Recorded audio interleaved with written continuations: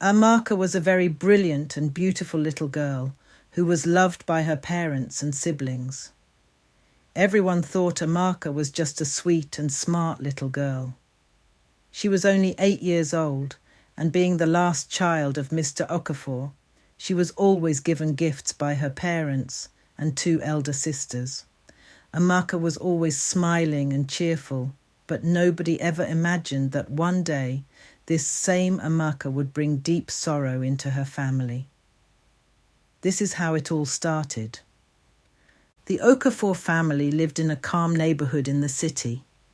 Mr. Okafor was a well-known banker who was popular for his neat shirts and how early he goes to work every day.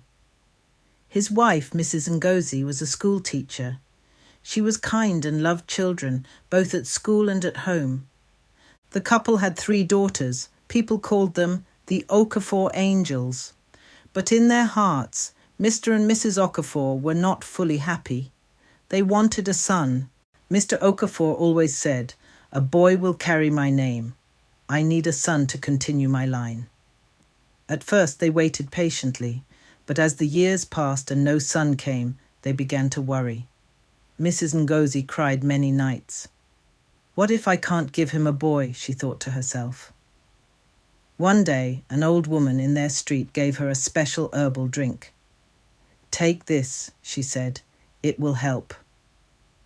Weeks later, Mrs. Ngozi started to feel somehow. She felt tired, her back ached, and she was always craving for pepper soup. When she went to the hospital, the doctor smiled and said, "Congratulations, madam, you are pregnant." After 9 months, the baby was born, and they found out it was a boy. Everyone shouted with happiness. They named him David. From that day, David became the light of the family. Mr. Okafor danced and told all his friends, "My boy has come." Mama smiled and called him, "My prince." Relatives came with gifts and prayers, but while David was getting all the love and attention, the other children slowly began to feel forgotten, especially Amaka, the last girl. Before David came, Amaka was the baby of the house. She slept beside Mama every night. Papa always brought her sweets after work. She was everybody's favourite. But everything changed after David was born. Now Mama only carried David. Papa only played with David. If David cried, everybody ran to him. But if I cried, nobody asked me what was wrong. Amaka felt left out and alone. She missed her mummy's hugs and all the attention she used to get from her father. At first, Amaka tried to be strong. She smiled and helped out when she could, but inside her heart, a storm was growing. She began to feel angry, and then jealousy for David began to develop. This went on for weeks, and Amaka did her best to hide her jealousy for her brother, but it wasn't too long before the unexpected happened. One evening, the whole family was in the sitting room. David, who was now 2 years old, was pushing a small toy car on the floor. His mother sat beside him, feeding him mashed yam. Without even looking at Amaka, she said, "Amaka, go and bring a clean napkin for David." Amaka stood up slowly.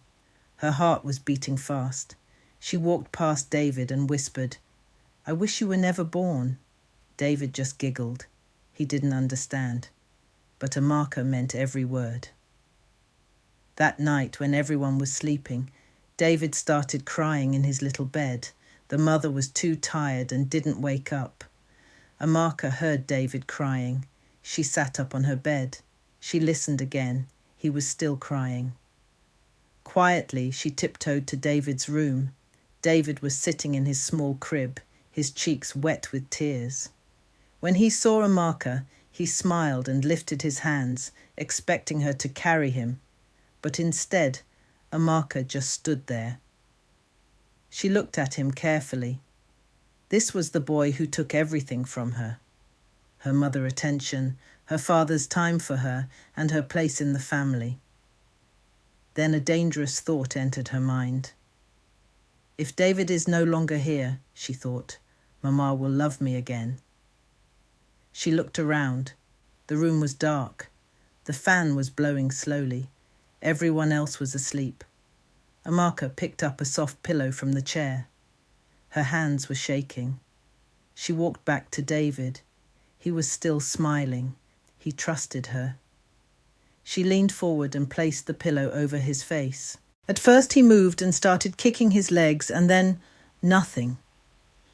Amaka stepped back, breathing hard. She stood there, staring. She didn't cry. She didn't smile. Just as she turned to leave, she saw something that froze her blood. Angela, her older sister, was standing at the door. Her eyes were wide. She covered her mouth with her hands. Then she screamed, "Amaka, what did you do?" The whole house woke up. Mama rushed in and screamed when she saw David.